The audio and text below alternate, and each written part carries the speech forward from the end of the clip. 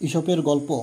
একতা এক যে ছিল চাষি, তার অনেকগুলো ছেলে ছিল, আর ছেলেরা সকল সময় নিজেদের মধ্যে ঝগড়া করত। এতে চাষির মনে খুব দুঃখ হতো।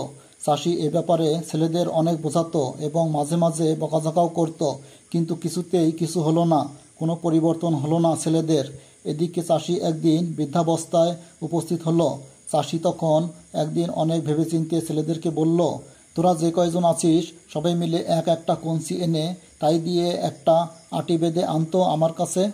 বাবার কথায় ছেলেরা প্রত্যেকেই কঞ্চি জোগাড় করে তাই দিয়ে একটা আটি বেঁধে আনলো। এবার চাষিটি তার ছেলেদের বলল, এখন তোরা প্রত্যেকে এককভাবে এই আটিটা ভাঙতে চেষ্টা কর, দেখি কে পারিস আগে। বাবার কথায় ছেলেরা একে একে সেই কঞ্চির আটিটা ভাঙতে চেষ্টা করলো, কিন্তু কেউই আটি ভাঙতে পারল না।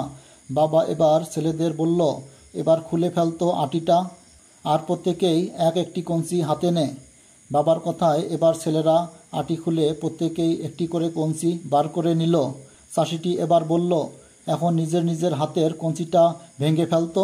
এই কথা শোনা মাত্রই ছেলেরা প্রত্যেকে নিজের নিজের হাতের কঞ্চি পটপট করে ভেঙে ফেলল। চাষি এবার তার ছেলেদের উদ্দেশ্যে বলল, দেখলি তো, তোরা যদি এমন মিলেমিশে একজোট হয়ে থাকিস তাহলে কোনো শত্রুই তোদের কোনো ক্ষতি করতে পারবে না।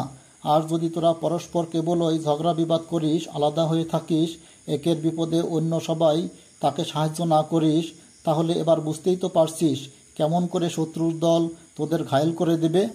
উপদেশ: ঐক্যবদ্ধাবস্থায় ক্ষমতা বৃদ্ধি পায়।